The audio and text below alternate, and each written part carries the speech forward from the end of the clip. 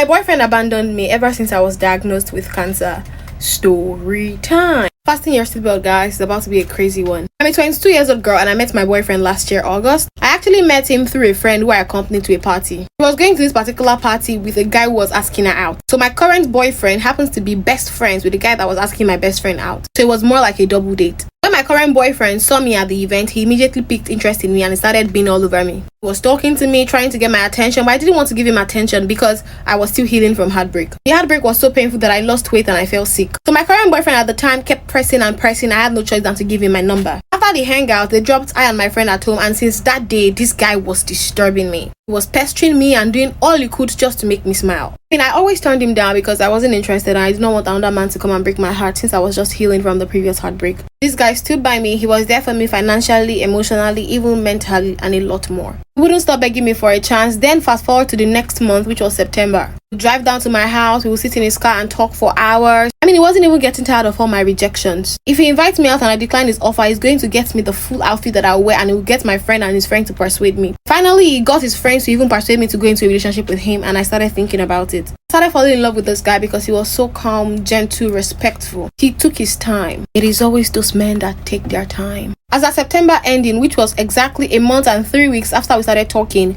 we started dating officially. I went to his house for the very first time. We actually bonded, but there was no sex. This guy did not even make a move to sleep with me. It was just a peaceful night and I enjoyed it. Next day, he dropped me off at home. He was still sweet and kind to me. He took me on several dates. Fast forward to my next visit in his house, we finally had sex, which was my first sex with him, and it was the best I ever had because I was in love with him already. I had not even had sex in 5 months, and my body wanted it as well. Our sex was so passionate that this guy ate me up. After that, he was still good to me. He wouldn't want me to be away from him. In fact, he was begging me not to go back to my house, but I always go because of my self-respect. A month after we became intimate, this guy started changing. Why are they always changing? He would snap at me, get angry at everything that I say. He only smiles at me whenever he wanted sex. It started affecting me because we used to talk 4 times in a day before. And he started distancing himself that we only started talking once in a day. He would only wait till I call him, and I always get occupied at work, so I only call him at night, and that's the only time we would get to talk. He started body shaming me that I have stretch marks and he hates stretch marks. He said I should stop opening my body around him. He even said a lot of hurtful things to me. I kept asking him if I did anything wrong and he kept telling me no.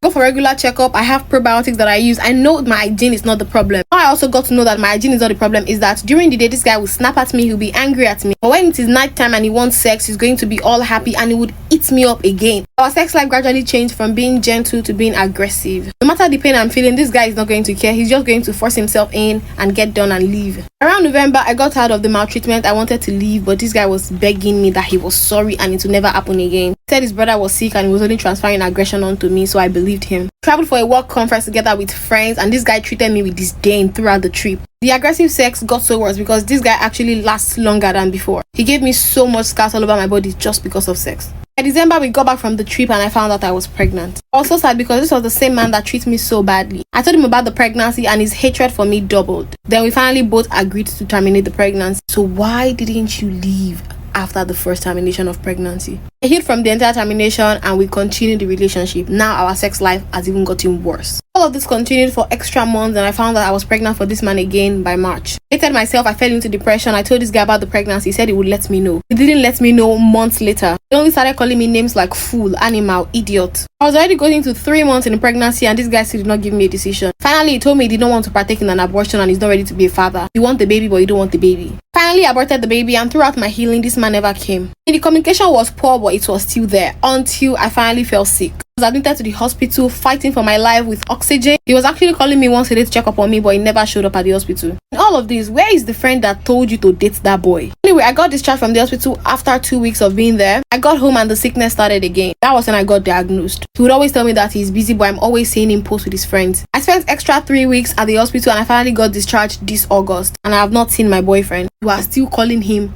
boyfriend. My health has completely deteriorated and I'm still wondering if this guy started this avoidance due to my health issues. I feel like he started way before your health issues, but you just didn't want to accept it. This whole thing started since last year December and you're talking about your health issues this June, July, August. You had all the time in the world to run, but you chose to stay. To share problems with me, send me an email at talktoperlna@gmail.com. It is written on my bio.